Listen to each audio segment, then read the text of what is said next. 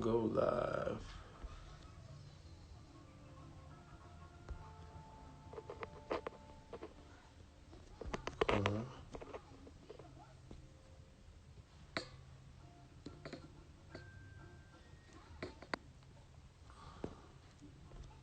There we go.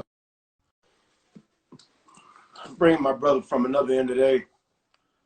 This is gonna be a special one. What's happening, LW? Yo, Yo, what's up, Bo? what's Hold up, on, my guy? I gotta be like this. Let me You get gonna my be like that? frame. Trying All to get right, my frame. I'm gonna be Got my like that too. specialty. You go that way, I go that way. You zig, I'll zag. I got you. You know what I mean? What's happening, man? Hey, it's good to see you. How you been? It's good to see you too. I've been hopeful. You know what I mean? Like Yeah. I looked at your IG the other night and saw you. It was last week, and saw you just out there rocking with the bandana on. Yeah. That's a perfect mask, and just getting it in.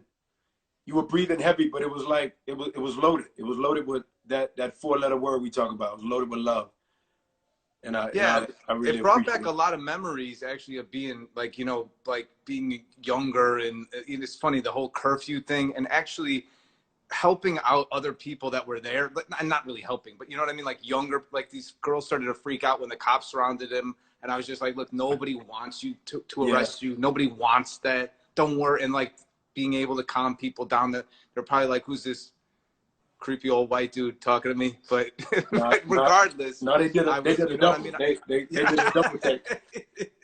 They're like, I know that voice.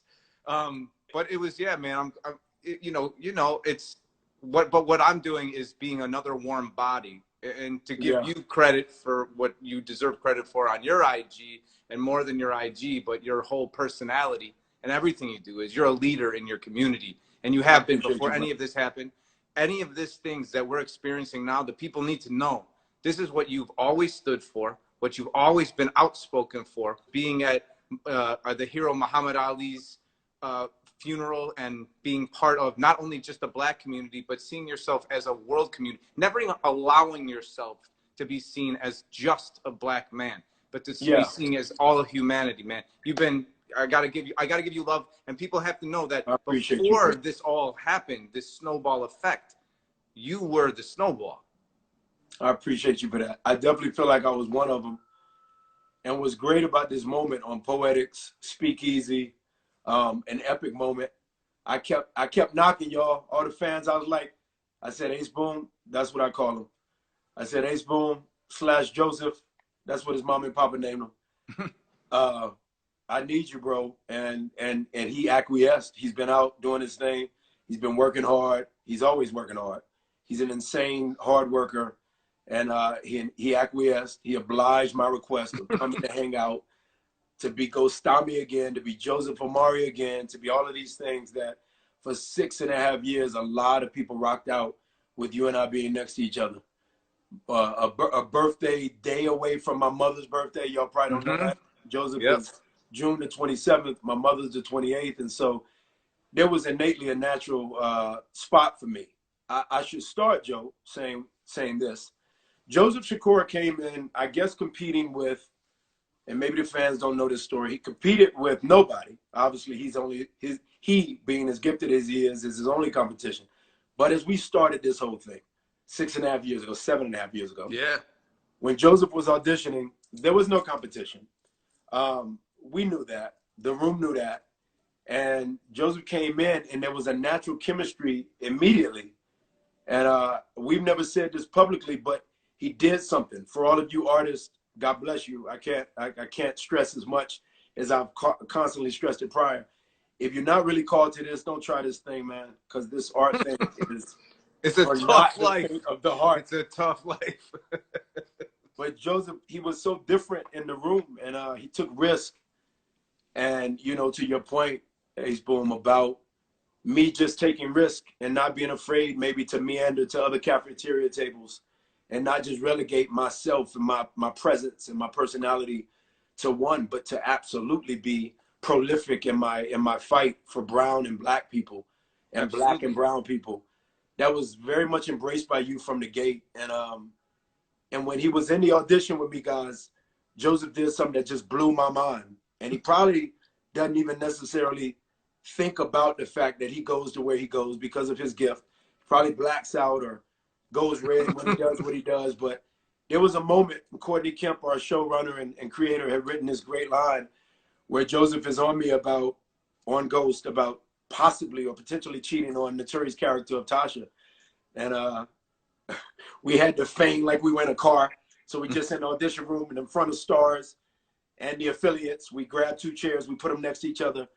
And it's that great scene that you guys see that took place in the meatpacking district, which season 1 to about season 3, Joseph actually lived in that area. Yeah, and we're driving around, and Ace Boom looks over at me. First time meeting. We had only met at that moment. And there's the line where he goes, "Come on, you never cheated on Tasha before. Why are you gonna go around and snip on some stuff that was from high school?" Yeah. He adds this incredible line, and this basically seals the deal for me in terms of working with Joseph for 6.5 years and what I loved about working with him. He takes risk, and this sealed the deal. He finishes the line, but he adds perfectly, "Get your balls up," and he flicks my balls. Boom. Knock into the balls, made you fucking double over. Get your balls up, oh, do your thing. Get your balls up, Ghost, do your thing. Get your balls up, Omari, do your thing, and be your thing. And that's been our relationship. We've always made certain that Joseph was as much in Tommy, and Joseph was as much in the relationship that Joseph had with Omari outside of set. And when they said cut, we made sure that Omari was inside of Tommy and Omari was inside of Joseph when the directors and the show, said cut. And so that's the thing that I appreciate. And I wanted the world to see that. Now that it's been gone for a minute, there's a million questions that have been asked about the fate of the show, where I am, where you are, what happens with us in future seasons, whatnot. And I just thought it was a great moment, particularly where we are now, which I feel like is a biblical moment, bro, between the plagues in the world and the revelations that even if not in reality, we're looking at, figuratively speaking or symbolically speaking, we're living in, we're existing in. So I wanted the world just to see me and you existing as Ace Boom and Ghost Tommy, and what it really, really was like on, not only on set, but just when we converse with each other, bro. I just wanted to talk to you about love and life and liberty and fear and going forward, just going forward in our respective walks in life and our collective walks in life when we get that fateful opportunity to work together again. You know what I mean? Well, I think that also the one of the things that people will probably like to know, and I know we've said in interviews and stuff before, but for right now on our own IG right now, just the work that you have to realize goes into creating the characters and sustaining a foundation that people kind of think like, oh, well, no, we were responsible for that. And a lot of that, what people, I'll look into the camera and say, Omari was the one who called me and was just like, yo, I'm coming to pick you up. We're going to head to Southside. And, and more than once did we, Southside, East New York, wherever we went to set up to put this into the body of setting up where this was. So we had a shorthand. And that's not something that people, I think, especially, people getting into acting that are just like, you're like, no, you have to do everything. You have to do work, and the best part is that it's not really work, it's fun. It's like this, and if it's not fun for you, don't do this, because it's not going to be great work at all. And I said something recently, Joseph. I was in a conversation with a very big financial conglomerate, a bank, and I was having a conversation about them in terms of their brand and maybe my brand conjoining with their brand and what we could do together. And I said, one of the things that I most want to do in the community, particularly going back and talking to young Black people and then going and talking to white kids and having those difficult conversations that Blacks and whites and yellows and reds and browns. You're perfect for that. You're perfect for that. And I thought to myself, Ace Boom, I thought the reality of financial health, which is a cool way to put that, it can be antagonizing to one word and it could be the protagonist to the other word, like financial health. We've often known finances and health to not correlate. Oftentimes in our world, they haven't necessarily matched. We're fading in the middle class. There's a lot of people wealthy. There's a lot of people poor. The middle class that our parents knew, yours being from Chicago, mine being from Georgia, there's a reality that some of what they grew up in, even in terms of having savings, even if it was freaking $5,000 in savings, a lot of the people that you and I mentor, a lot of the people that look up to us, a lot of the fans that put money on our table, they don't really know that reality. So I said, the greatest thing about financial wealth is, to your great point, Joseph, at the end of the day, if you do that which you are good at, you make money from it. Yeah. I even remember my elder brother at one point going, "No, that's just, it comes easy to me." And I always thought he should be an architect. And I always thought he built bridges well. And I always thought that he was a great artist in terms of being a great drawer and a sketcher. And I was always a little confused by the people like him that felt like if it comes easy, I shouldn't make any money off of it. And you made a great point. Expound on that a bit in terms of what that means for Michael Jordan to have been made when the family had nobody taller than 5'10", and he becomes 6'6". And not only is the footwork magical prior to Dean Smith when he goes to Carolina, but the work ethic, all the things you speak about. Talk about what it's like to make money at something that you absolutely wake up going, "I'm kind of okay at this." Well, I think part of it is accepting all the failure that comes on the road to actually making money at it. And not necessarily the failure, but us as actors, the hundreds of auditions that we don't get, literally hundreds. But finding, your passion for the craft, just in terms of acting, but legitimately, like, just the other day I'm watching with my wife, because I'm watching a little more television than I'd like to admit. Yeah, absolutely. Quarantine. But shout out to quarantine. I'm watching the American Picker guys, yeah, and they're like, they're picking through trash and finding, stuff that not my taste, but maybe my wife likes that kind of stuff. One like, man's trash is another man's treasure, right? But well, there you go. That is so true. That's true. That's enough said. That's enough said. That encapsulates this whole whole thing. I used to tell people would ask me about acting. I would say, it's very easy to shout out Joseph and Naturi and Leela, because I don't know where I'd be without those three. But in terms of Joseph being asked to be that guy, like Joseph, I used to even mention to agents or managers or even Arande. You and I both mutually know Arande. I used to say it's more important being the person next to the person that the world is going crazy about. I don't like to say behind. It sounds weird and arrogant. Being next to the person that the world is going crazy about is way more important. So I said the greatest thing about Joseph is the world goes crazy about Joseph, and then Joseph tries to deflect and go, "Hey, you see Omari walking on the left side of the street?" And the moment when the world tries to give Omari attention, I go, "Hey, did you see Joseph over there?" Yeah. And when people say, then what is it? What is the gravitas, not only to the collective that you guys have coined Ghostami forever, that maybe you can go down in the history books, not only specifically as two guys that were able to be in a show where bromance was front and center, versus, rest in peace, Gandolfini and his castmates. It wasn't necessarily bromance being dictated there on Sopranos, or even as much as Aaron Paul did his thing, it wasn't the same thing for Walter White as well. But in terms of Bryan Cranston nailing it, or Idris Elba, or our great friend from Chicago in terms of Wood Harris. And in those moments, Joseph and Omari were able to do something. And I've always said, when people ask, what was it about Joseph? I go, he had so much pain, yet he's so hopeful, like a 6-year-old. And people go, "What is that?" And I go, "I don't know. You just, Hallmark cards only really work during holidays. I don't want my acting buddy or acting mate or producer, if I'm doing music, or Joseph, if he goes to find a wall to get down on the west side of Chicago, and he invited Omari." True story, by the way, fans. We were watching people look at us like, "You ain't really supposed to be around here." But it was like, that's that hope of Joe. Joseph is sitting there thinking, we both were middle boys. You wanted to get it done. You wanted to get it done. I was like, I'm going to get this done. I did, but I'm like, Joseph, we're riding by, shout out to Lorenz Tate's part of where he grew up in Chicago. Joseph grew up in the northwest side of Chicago, but now on the west side, and there were some people that didn't necessarily want us to be over there. And so it's the pain and the hope that I want artists to start to embrace. I want humans to, whether you're an engineer, a doctor, all these essential workers that you and I are applauding every night in our respective neighborhoods. Like, pain is sexy, man. And social media has made it where we're giving too much away, and that's not sexy. So there's that reality that you gave just enough away as Tommy, just enough. And then you will pull back, and then you will give, and I appreciate that. It was just enough. And then it was, you know what I mean? I also, here's something for the fans. Nothing is lost. There's nothing small. Every little detail that Omari comes up with, Omari thinks about beforehand. There were people think like, oh, isn't it like people are going to put it together way later on. But like even today, when O is just like, hey, you want to come on at 7? I'm like, yeah, to give back. I get it. 7 o'clock. You got it. Yeah. Yeah. And Yeah. there's the applaud for everybody who's doing everything and like, Yeah. thanking the fans. So grateful to the fans for everything they've given us. Amazing.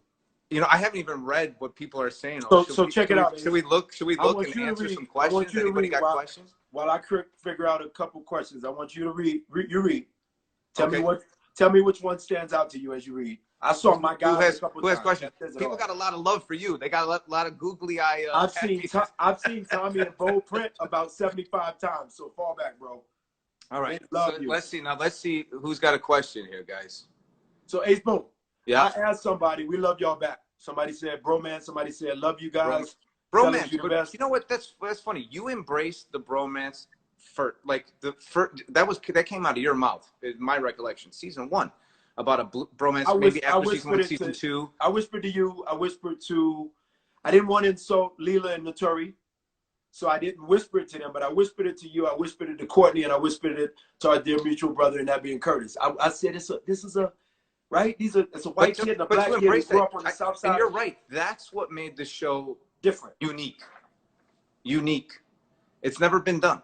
It never happened. Now, that's been done in movies a little bit, but for sure. But to have this series for 6 seasons, and when people are like, how can you go back and forth between the love and hate and that? Because it's deeper than that. And if it wasn't deeper than that, it wouldn't have survived. But it had to have been deeper. And the irony, Ace Boom, is you said there was a day that when we learned, fans, that the storyline was changing enough, while you all learned it as well, that we weren't going to necessarily be Steph and Clay for modern basketball fans, or Michael and Scotty, or Scotty and Michael, what have you. Neither one exists without the other. When Joseph and I learned that, there was an immediate dive into, tell me when I'm wrong, Joseph, there was an immediate dive into, well, the foundation of what we created is that of love so thick that as long as we play that, even when we're trying to kill each other, then the fans will stay locked and loaded with the ultimate objective, which is to get us back together. And that in and of itself was a show within a show, just to see us try to get back together. Sometimes trying is like enough. Like, are they going to get back together? Are they not? We had so much love underneath the concrete that we felt like when those moments came from the writer's room where they said, hey, we're going to deviate a bit, it touched us, because as my grandmother always says, my late great grandmother, you got to allow for the human element. So as much as you and I were a little butthurt about that, like, yo, for real? Like, you're taking us out of that? We embraced it because we knew, like, well, we remember where it started. The love was the foundation. We try to always kind of get back to that place. And so now there's something that the fans don't know. When I would get lost about, like, what am I going to do? Shit. And what would Omari whisper to me every time? I would say it's about the love. It's always about the love. It's about the love. Always. I'd be like, what now? And I'm going here, and he's doing it. What the? Jesus Christ! And you'd be like, it's about the love. I'm like, okay, I got it. And then there was a moment when the bad guys would figure out, whatever they would figure out within the story. And there's moments where there's this incredible scene on the beach. Shout outs to Staten Island. Shout outs to New York. Chicago raised Joseph. Atlanta, Georgia raised Omari. Chappelle ripped Staten Island so hard. Did you see We don't know where would we be without New York. So shout outs to New York. Shout outs to Staten Island, man. It's Staten Island, far place in the world. Shout outs to Jerry Ferrera, our brother. Shout outs to Michael Rainey Jr. Shout outs to Method Man. Yeah. Shout outs to all of the people that made Staten Island what we know it to be as Joseph and Omari fans or friends of these people we aforementioned, but also just in terms of that as a borough. And we were on that beach, bro, with Enrique Murciano trying to figure out Tommy, Ghost, and Lobos and where everybody fits in that. And I said to you, and you doubled down, I said, Ace Boom, I don't know where to be. Like, bro, season 3 was tough for me because I understood the definitive nature of Courtney and Curtis giving me Ghost and saying, live as that. Now, when you're James St. Patrick dealing with, the very talented Victor Garber or whatnot, Lorenz Tate, ultimately, you're in that space where Joseph's Tommy doesn't want you in that space. I could live in that world between the club, between living as Ghost. But once they brought Jamie into the fold, fans, I needed so much work and help from Joseph. there was an outcry of necessity. Sometimes I talked to my drivers, literally Teamsters or crew members who I trusted, but everything came through Joseph. He helped me build this character. Courtney aided me, Curtis aided me, but Joseph really helped me build Ghost. And I would say, where am I supposed to be as Jamie now? As that portion of that faction of the three-headed monster. And I said, I'm confused. And Joseph looked at me straight in my eyes in that Staten Island sunshine on that beach, and he said, you're supposed to be confused. That's exactly where you're supposed to be. You're in the right place. And it was scary. Like it's a really dope thing to be scared as an actor that is tried and tribulated. Joseph and Omari come from stage. And so we come from a different place to this thing. So it's nice to know that we're pretty good at this. And then all of a sudden to be like, yo, I'm a little afraid. Like, that's dope, bro.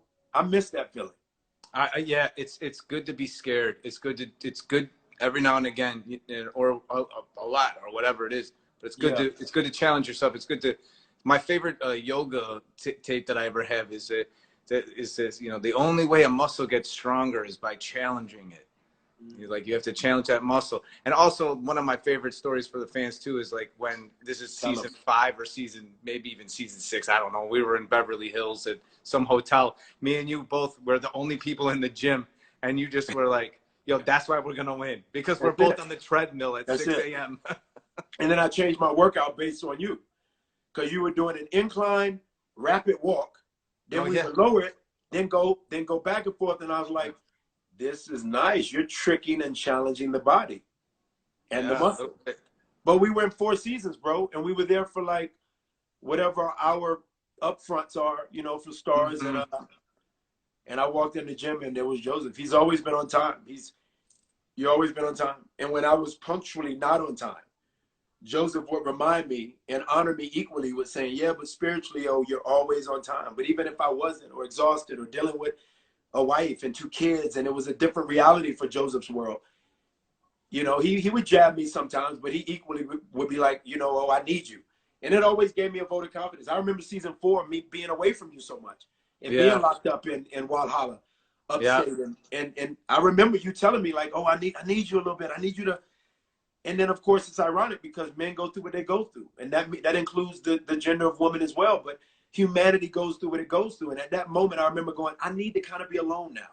And Joseph knows that because Joseph is a Cancer. And he goes up in his shell and he goes, oh, I need to be alone. And as this mountain climbing Capricorn, it was perfect for me because I need to be alone too. But there were moments where I realized that we were such brothers because you would go, I need you right now, oh. And these are 2 men that come from a family that has 2 brothers on each side of us. Mm-hmm. We're middle boys that come with Chris on one side, Alvin on the other, Malik on one side, Jamil on the other. And that's and that's such a unique thing to get. That's such a gift that Courtney and Anthony Hemingway, shout out to Anthony, they didn't even know. Chris and Curtis, they didn't even know that was that, you know, that moment of like, they're both middle boys, as J. Cole talks about. They both are middle boys. They both are big team, little I. They both are aggressive. They both are passionate. They both are sensitive. Like, I couldn't have asked for a better reality. Yeah, I couldn't have asked for a better partner. As soon as they say action, you are absolutely in the moment. And, you know, I'm grateful for that because that allowed me to do anything. I literally felt free acting with you. Well, you're as gifted as they come. So I felt like Derek Fisher back in the day, like just throw it up and Shaq or Kobe will get it. Like Chris Paul, one of the greatest lobbers of all time. I'm like, you got to throw to Joe. You can't judge it. You got to throw to Joe. Let him just go. I'll figure it out. And I always appreciated that. And you gave a ton of lobs, man, and fun stuff. Also, and what people don't realize is very little improving went on the set, but you and I had a decent amount of improving because we did the research into the relationship. We were able to.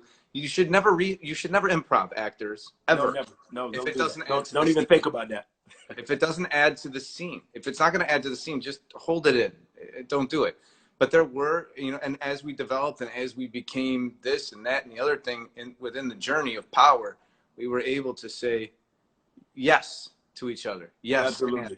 And yes, and that's what improv should be. And it was, you know, it's a luxury to do that, and I'm so grateful for that. You know what's interesting, Ace, is I really feel this to be the case, Joseph. You have you have 2 people on earth, and both have, if it's this reality, both have dealt with a lot of no's, which is why you and I bond. And I understood over the years when reps would say, you know, your no is your most powerful thing. Okay, well, cool. When I get to that place of leverage and I can say no to 7 jobs that were pretty decent or pretty substantial jobs, then I know I'm doing my thing. But you know what's underrated is how powerful yes is. Like, yeah, people say no, that's a valid point. But yes is like, to say yes to something is like, because most of us live in this, particularly with black and brown people, age boom, or low socioeconomic driven white realities, which ironically the world doesn't talk about this enough. A poor white human is so closely related to the reality of a poor black person. Well, people don't want to, and know people that. Don't talk about that as much. But that we'll get. I think we'll get there, and people will be able to associate that when, you know, when our true history.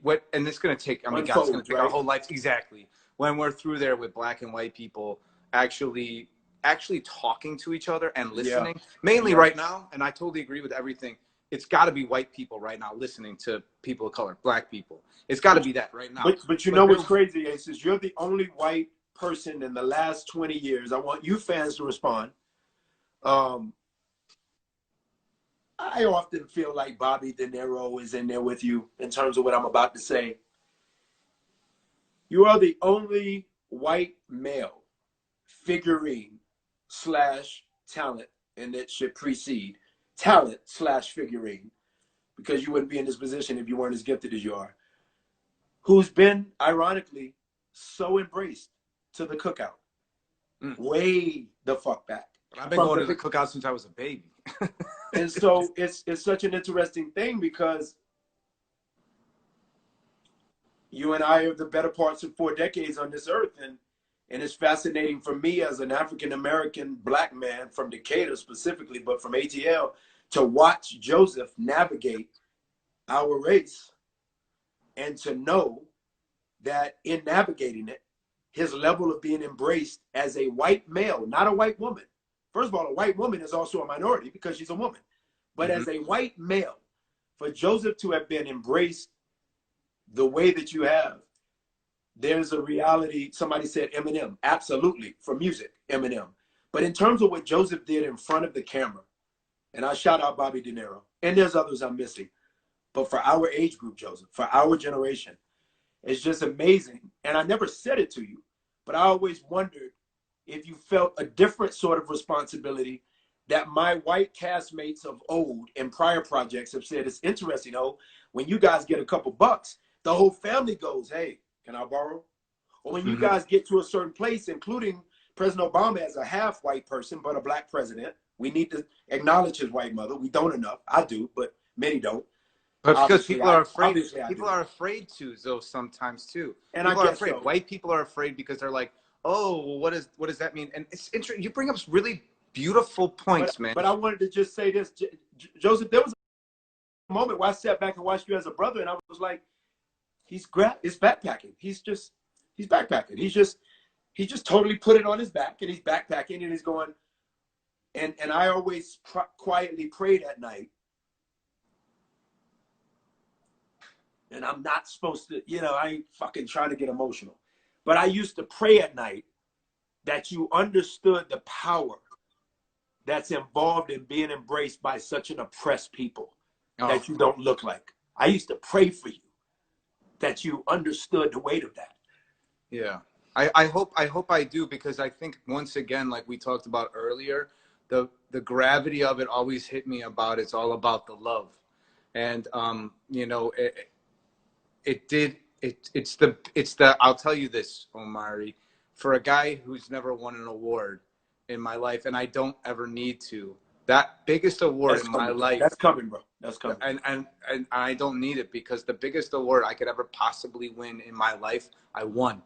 And that was the embracement of the black community for a portrayal of a person, which I didn't come from the black community. I knew black people my whole life. My dad's great friends, black community, always embraced me as a human. We talked about it.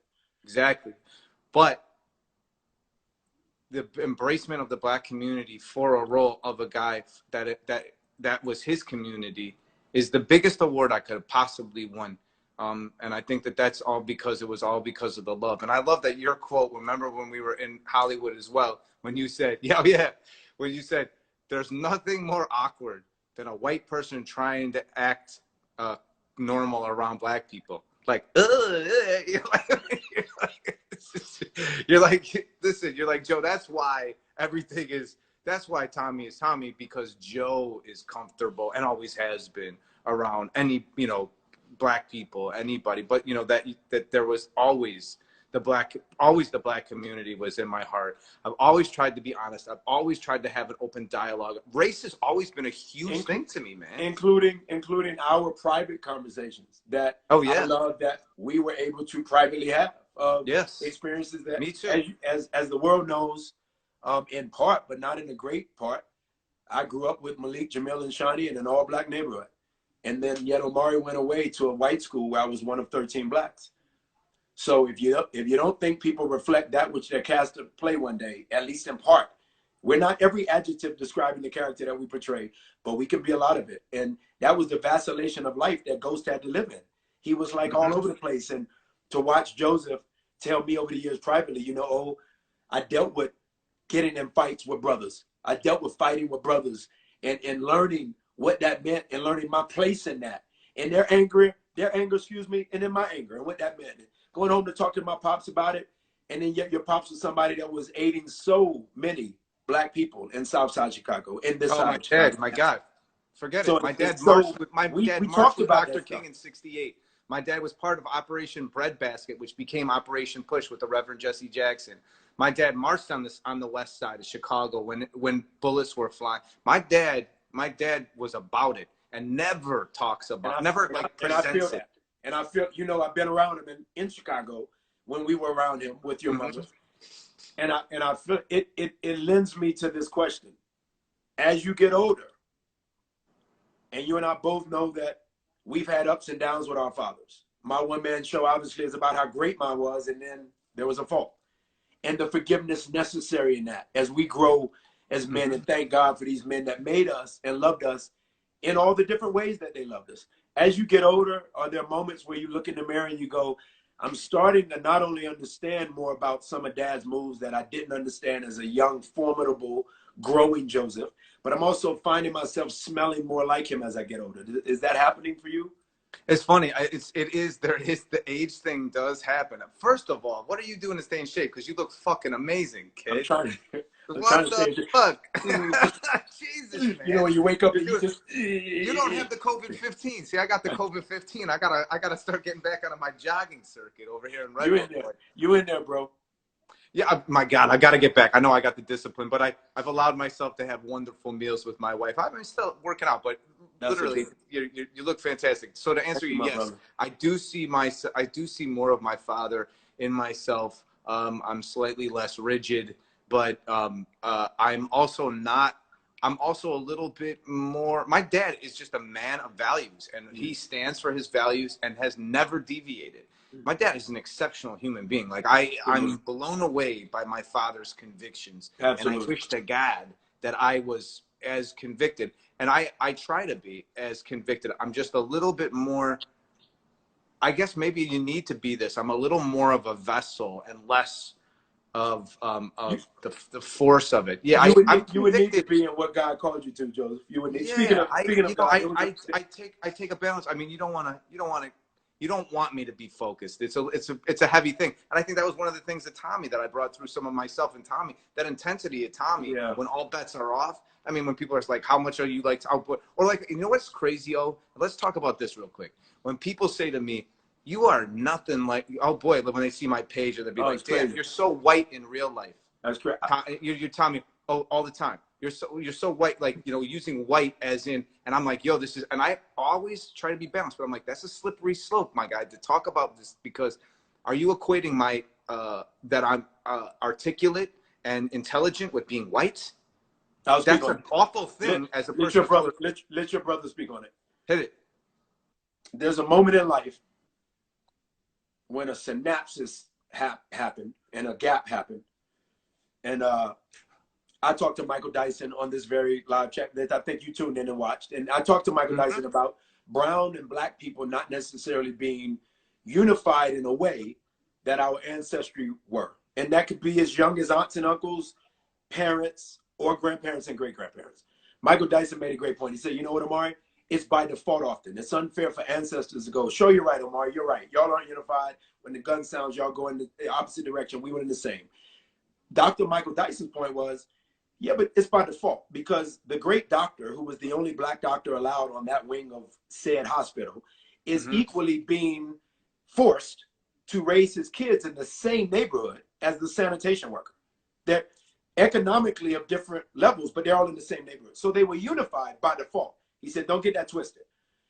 But there was a reality to it. As much as there was a reality to that they were in the same neighborhood, there was a reality to this thing. Joseph, at some point, the poorest of kids in the 20s who were brown and black were dressed to the nines. They were trying to be as articulate as possible when conveying a point. They were listening to Langston Hughes and not watching whoever the Omari Hardwick was at the time. They were trying to be of progress and to move in a direction that was that of elegance, of upstanding existence, and as classy as they could, to sell that to the faction of those that didn't believe we could be that. People that don't look like us, who didn't believe we could be that. At some point, there was a break. And a lot of it has to do with the desegregation of life. So when you desegregate, we actually had a freedom to go wherever we wanted to go. And sometimes what people naturally do, like a person returning to their home and sounding like the friends that you grew up with from the place that you had moved to, sometimes, Ace Boone, people go back to the vernacular that is more comfortable to them. They just wanted the world to allow them the freedom of desegregation, to go whatever the fuck room they wanted to. But when they get to that room, that doesn't necessitate always them staying in this place of upstanding articulation to a place that is really different to the ear for white people to go, wow, listen how they talk, or for them to dress in a particular way. But I'll tell you this, as much as Omari went around wearing certain clothes like this t-shirt and a jean, when I would go to environments with young black kids, here's a great, beautiful moment for me. You have black kids going, yo, I want the suit, bro. I want the suit. So as much as Ace Boone was getting people going, I have a definition of what it is to sound white. And Tommy wasn't it, but Joseph, you're doing that. Omari and Denzel and Michael B. and Rotimi and Michael Rainey, not splitting verbs, actually articulating all the way to the end of a sentence and sounding the same, sounding black, but articulating astutely and firmly and definitively with a period at the end and not a fucking ellipses or question mark. Oftentimes, as long as we got that other thing, then blacks go, okay, I rock with it. This is a man for all seasons. But when a white man is a man for all seasons, we kind of still go, nah, you white. So that's where that comes from, Ace. We're still trying to learn how to embrace that which our ancestors were actually doing and probably would have coined as sounding white. The difference was our grandparents would listen to Sidney Poitier articulate, or Malcolm or Dr. King, and they would go, oh my God,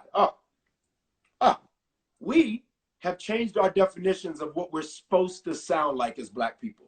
So sometimes you're going to get hit with that. And that's okay, because the world, bro, is changing. And I'm definitely called to remind black people, yo, we can be everything. Omari can come and hang out on the stoops of Davies' apartment that he grew up in the tenements or the projects, and I can wear this. I ain't got to have on a suit. By the way, I don't feel like wearing a suit. Like, why can't I look like y'all? No, because we aspire to the superhero of Ghost. Okay, well, is that just because of the suit Ghost wore, or is that because of the guy that played Ghost? They're figuring it out still, bro. They're figuring it out. You leave that as a rhetorical question for a 13-year-old, all the way to the 43-year-old black man that goes, Joseph, you white.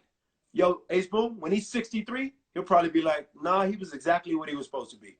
We got to have grace and mercy for people growing. And I'm guilty of not giving them that grace and mercy. But just between you and I as people who love each other, like, the world is trying to figure out how much of the old should we keep in, to your great point and Lob about your father and the praise you give him. How much of the new should we keep in? Like Curtis told me years ago, 50 said, there's a place for Soulja Boy. You ain't got to be as prolific as Tupac. There's a place for Soulja Boy. There's a place for it all. And I just can't wait for people to maximize and not minimize. We do a lot of this like, yo, stay Tommy, homie. Like, no, relax. He can be everything. By the way, Yeah. it's gifted as hell. So don't relegate him to that because we'll never get to watch him anymore. If he's Right. remaining Tommy, the fuck? Yeah. I was really pleased, and just to say thank you to the fans that embraced Frank Jr., who was just the antithesis as Tommy. Speak about Ozark, bro. Please speak about what it's been like. It was just a fun, fun thing to do. Chris Mundy, the showrunner. Had you ever met Chris Mundy? No, but he's huge. But he is, dude. You'll love this. He's so nice and genuine and smart and great. He was an absolute pleasure to be around. Any similarities in? Did you grab anything from the Tommy toolbox to put in or not? Or I didn't. I came in with some ideas, and basically Bateman told me, and I was like, okay. You know what's crazy about Bateman doing that? I had Nova and Brave addicted to Arnold and Willis and what you talking about, Willis? You should see your nephew do what you talking about, Willis. You should see Brave do that shit. Kills it. But I had them addicted to different strokes, and then they graduated to Silver Spoons. They're just watching that era. I the 80s, with Fab and Lenny S. I told them, yo, you're really rocking out. But now that you talk about Jason Bateman, he's been doing it since. Oh, since then, yeah. Well, and he's a really smart guy, and also it was important for me in my journey to and I feel like I've always been a pretty humble guy, but also to remember after coming over off of Power to realize that this is somebody else's thing, and this guy's actually just trying to help me out, and saying kind of like, hey, this is the show that we're doing is more like this, and you can go do this. And I was like, well, yeah, I could do it. Let me just do it and do it differently. So it was a even bigger departure from Tommy, because man, this poor guy can't win for losing. Exactly. But I still had to find those reasons that I liked him, and you killed it, bro. You killed it. And also it was this much smaller role, so I didn't have the luxury of multiple scenes to make this guy. So I had to have a backstory in my own head of why I was doing everything I was doing, and who these people were to me.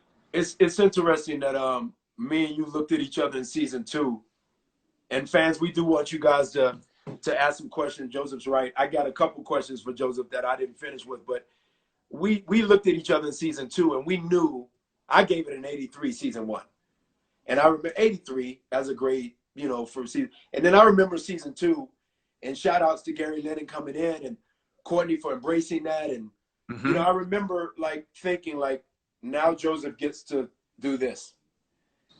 You know what I mean? Yeah. Like, it's awesome to see people embrace the team players that we are. I understood that the show that Omari had to do a lot for season 1 because you were following the evolution of a man who happened to have a best friend who didn't look like him, but yet I was raised by his dysfunctional, cracked out mother. And in reality, Tommy was raised in part by his alcoholic father, ghost alcoholic father, who died when they were young. So there was a moment where in season 2, I remember thinking, there's that moment when you see the other teammates get to do that thing and spread their wings. And do you remember the season that you felt, to my point, where you're like, okay, now I'm in, and I almost am so comfortable that when I go home at night and study, respectively, I feel like I know this character pretty well. As much as you and I always say, a great actor doesn't know a character until they actually say that's a series rap or that's a rap on the movie. But when did you feel like you were in pocket with him enough? I would say season 3 was my favorite as an actor. Okay. To feel every ounce of there wasn't. I always said I needed to keep Tommy as close as I needed to keep him. If I needed to be a little more in character, then I had to do that. But usually it was much more light switch after season 3. I'm like, I got it. However, I'm open to whatever, the world gives me. But season 5 as a fan was my favorite season to watch. Yeah, because 5, we did a,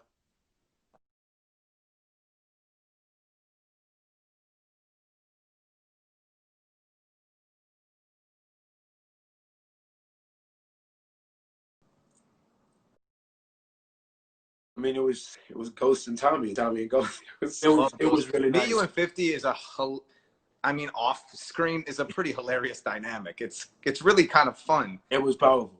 Yeah, it was definitely great. powerful. Yeah, what was your favorite scene if you think back on me and you and our scenes together? God, Courtney, speaking of live, she gave us so many incredible lives. But what I used to love watching you and the Turi smoke herb. I literally Those were would funny just sit scenes. and Yeah, like, yeah. yo, those are such a nice little, they were like journals. Those scenes were like an entry, like me voyeuristically looking at your journal as Tommy and her journal as Tasha. It was really dope to watch, you know. But what was the scene that you felt like really stands the test of time when you think about, you know, Joseph's Tommy Shakur? I mean, Joseph Shakur's Tommy Egan and Omari Hartwell. You're not Egan. We learned that you weren't really Egan. Teresi, But right? exactly. But once you learned that Joseph, his Tommy is a Teresi, you kind of had great scenes with Omari and that ghost character that I played at that point. What are the scenes that you feel like there's Ghost Tommy at our finest? There's Well, Joseph and Omari at our finest. let's go one for one. I'll name All mine, right. you name yours. And I think mine was where I was almost out of body experience. It was so nuts. Was when me and you were in Long Island City, and we're looking out to Manhattan, and it was cold as hell, but it was freezing. like beautiful, crisp day. We had to walk on the ice, and I had to come around, and we had the conversation. There was something so out of body where I eventually asked you, yo, I eventually called and said, I'm gonna move there. I'm actually gonna move there. Yeah. Yeah.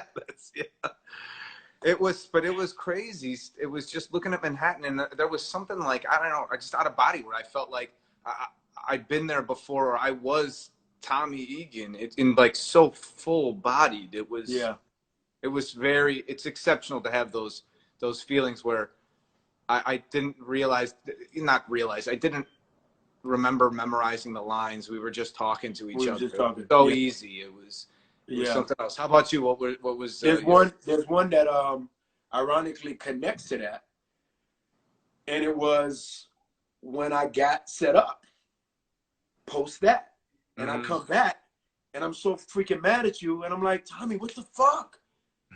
By the way, some of the fans wanted us to act that out, so now I'm like not even thinking about it. I'm like, what the fuck? And, Tommy, what the fuck? But those are some of the best moments. And you came at me that mad, and you came at me and you said, and it was so hard. Was it MJ? Was it MJ? It might have been.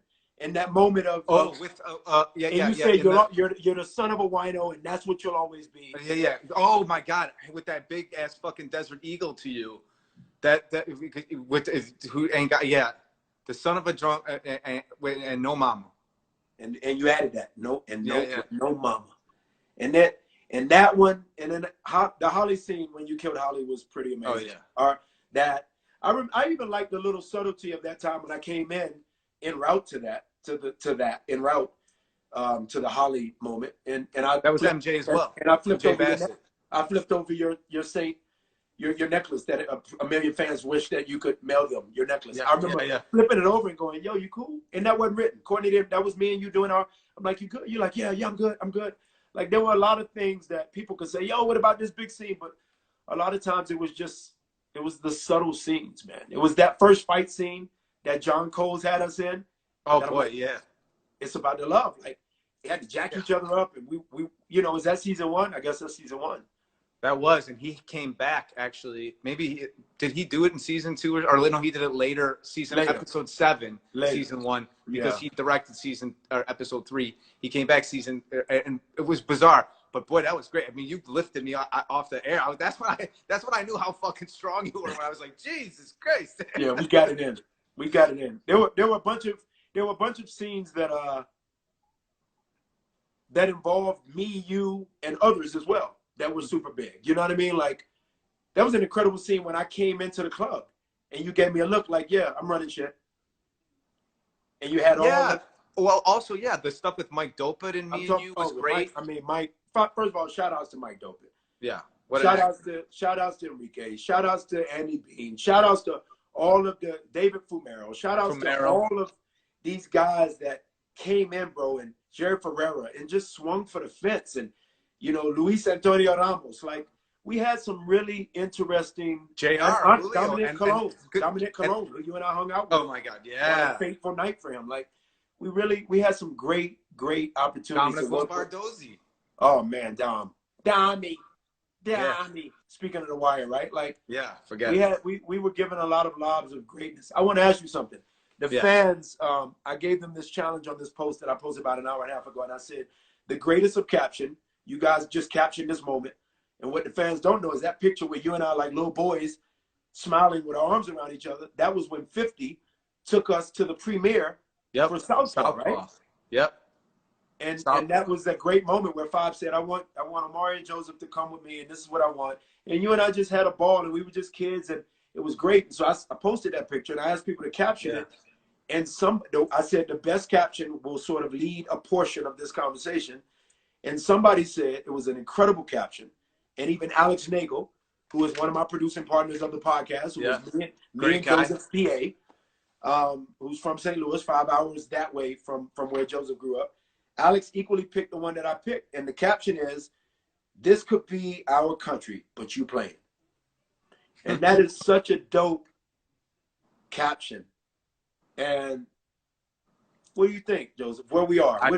No Republican, no Democratic, none of that. Just where we are moving forward. From people in Berlin marching right now, from people in Paris marching, from a faction of white people not built like Joseph's father and Joseph and his brothers and your mother and Jay, people not built like that, to all of these young people that are doing great things in terms of their community during this quarantine moment. What does it mean to you that Gianna was right? Shout outs to Kobe's daughter named Gianna too. Rest in peace, Gigi. But in terms of George Floyd's Gianna, ironically, both of them named Gianna, when she sits on the shoulders of the great basketball player Steven Jackson, and says, my pops changed the world. Joseph, what can be our country pragmatically, logically, realistically, and then idealistically? Like, be real about what's idealistic to you, Joseph, and what you think actually could happen.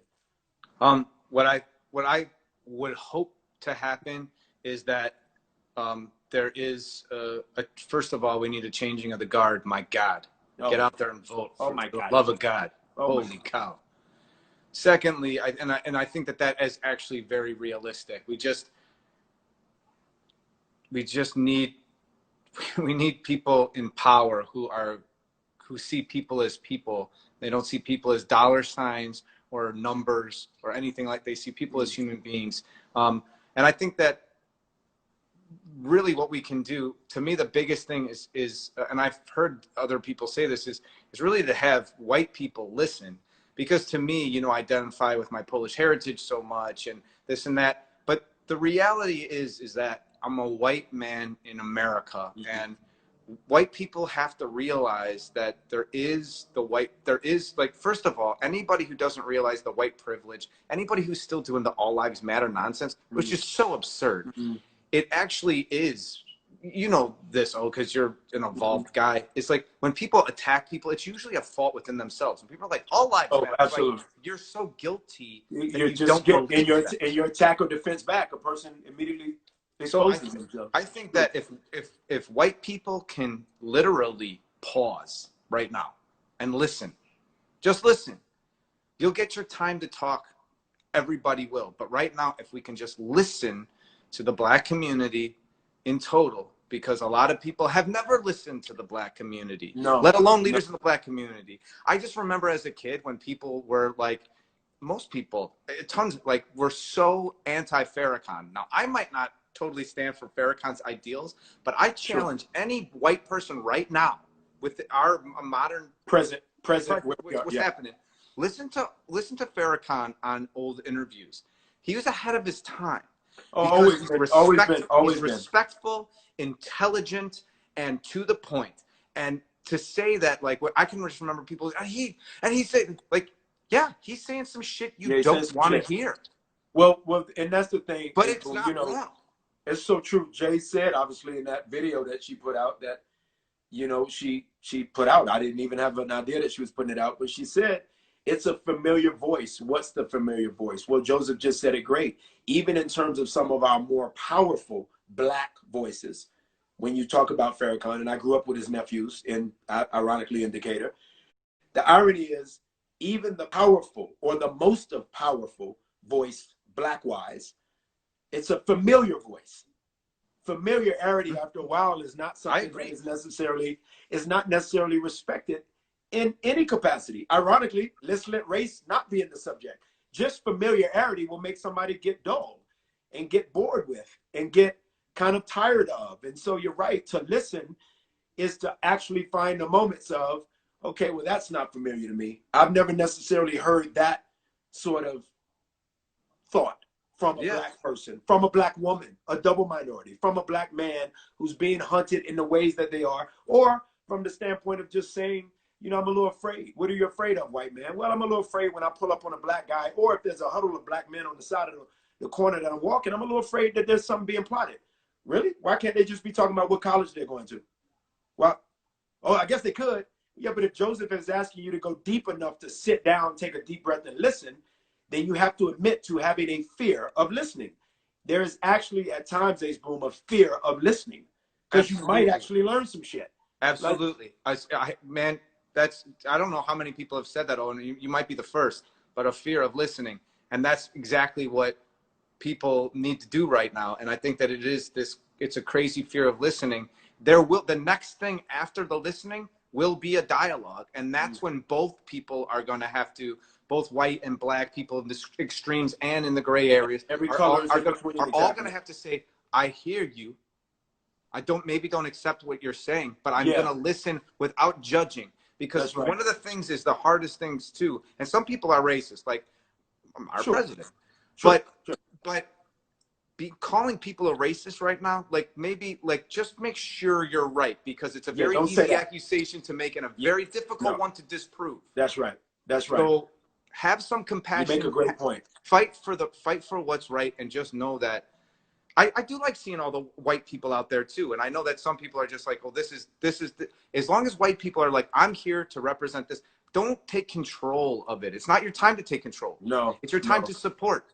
Yeah. There's a great, I'm doing some stuff, Ace Boom, and I'm going to talk to you offline about it. There's some stuff. I was asking God to really help, you know, sort of direct me on the specificity of it, but there's some shit that'll go down. But I got to shout out Emmanuel Acho, who's the great linebacker from the NFL, who has this incredible platform, stage of sorts, titled at this point, which ironically Jay told me about. I wasn't even aware of it, but it's called Uncomfortable Conversations with a Black Man. And he had Matthew McConaughey on, and I did see that one. And there's like somebody said compassion, and I was about to say that word, and that's a God moment. I was about to say that, somebody said it. Like, there is such a lack of empathy and a reality that there's so many people uneducated as to the lies that started the country, Ace Boom. There's lies that started the country.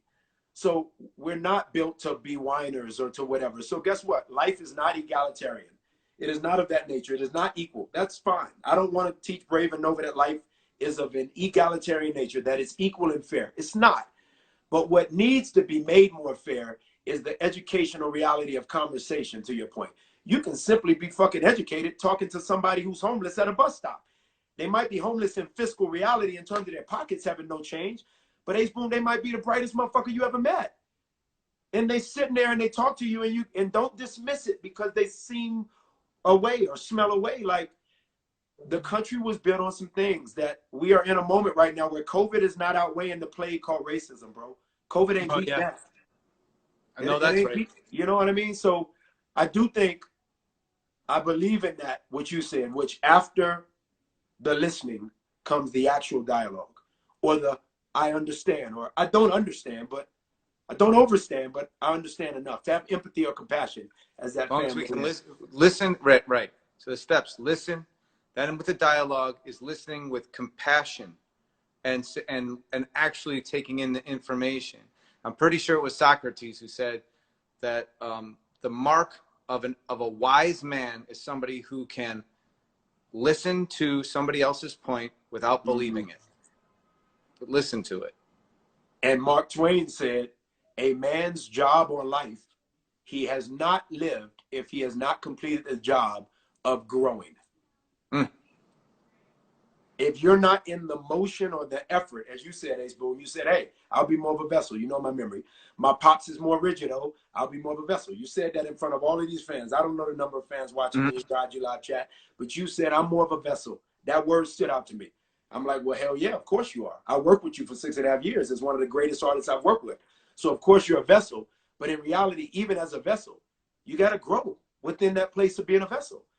And so there's this reality that a lot of people, and you're right, a lot of white, particularly men, a lot of older white men, and I don't care whether they vote Republican or Democratic, but a particular age of white men and older, which your father so fucking stands out because he's not like what I'm about to say.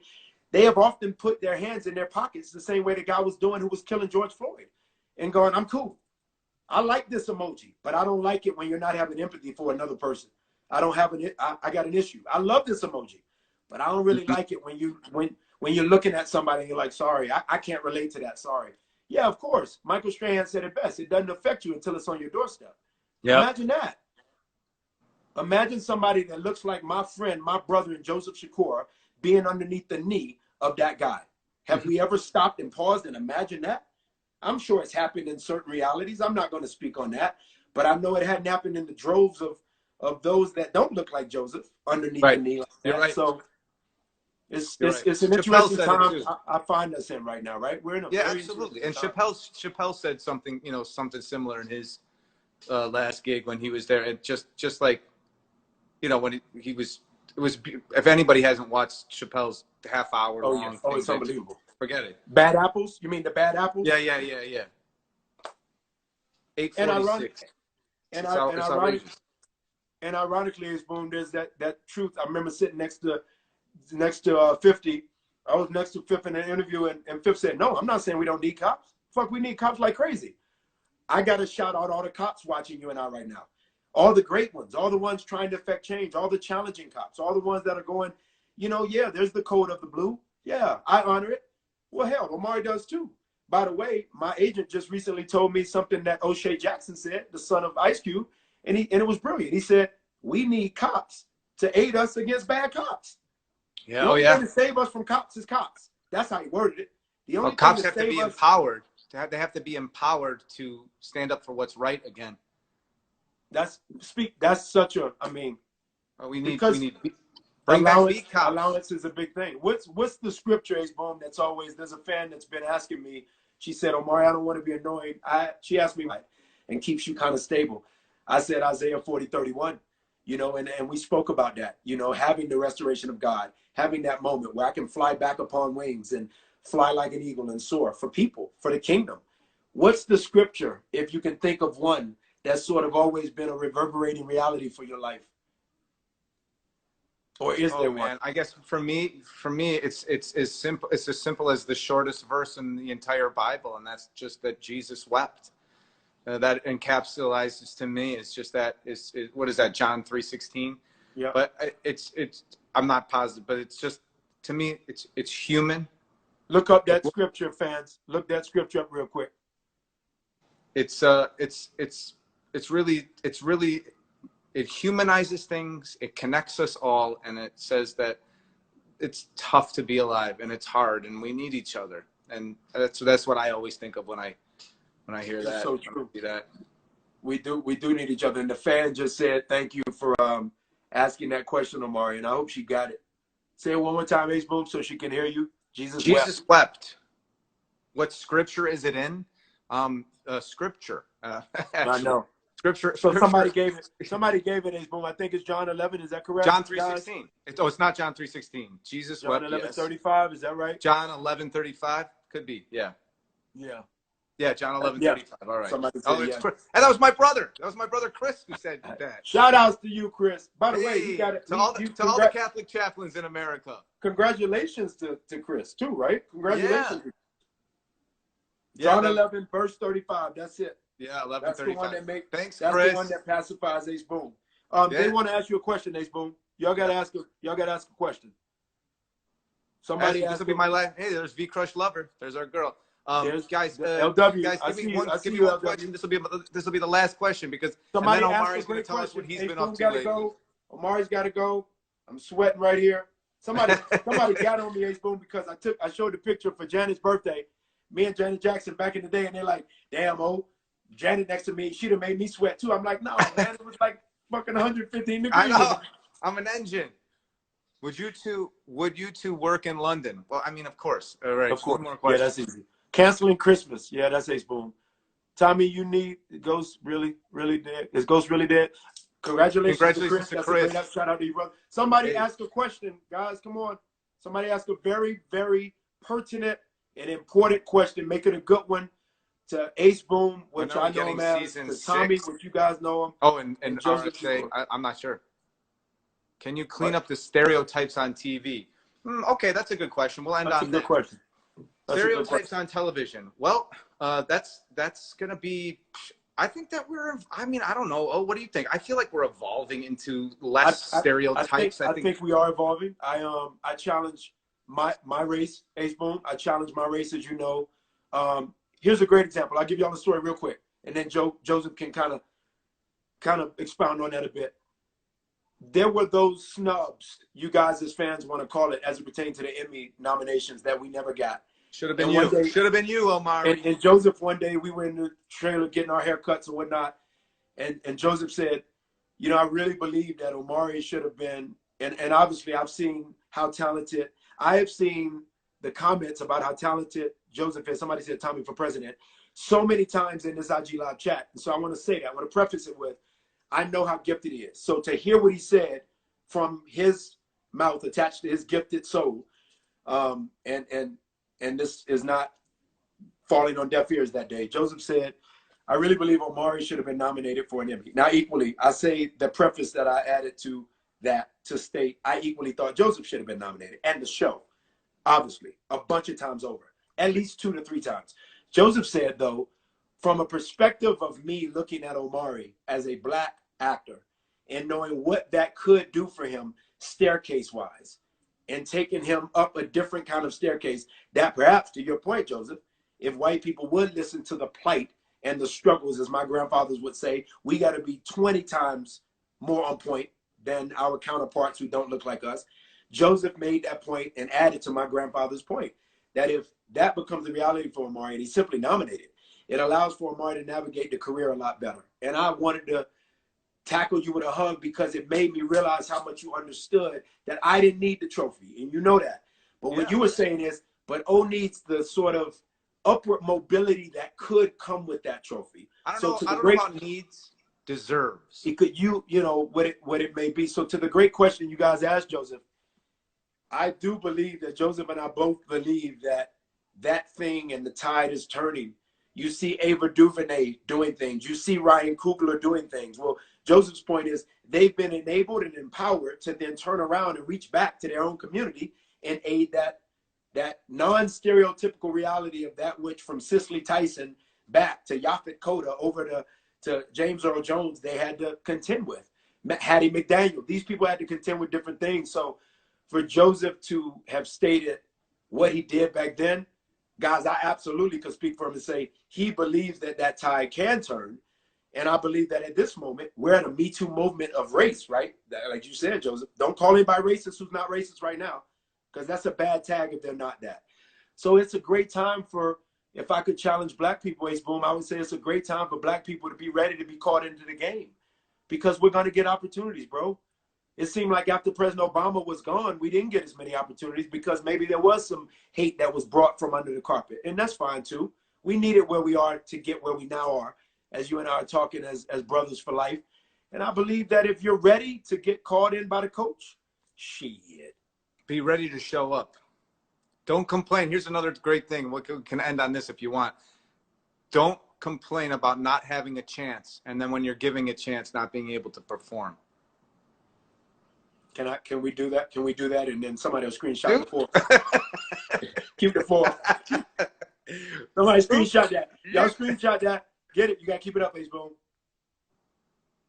Got it. Somebody got it. I love you to life, bro. Love you too, brother. Thanks for the opportunity, brother. And I'll talk to you soon. We'll get it when we can figure this out. Hug your kids for me and hug Jay for me too. Done deal, brother. My brother. Love you. Love you back. Peace. All right. Thank y'all, fans. Y'all are the greatest. I'm going to call in our brother.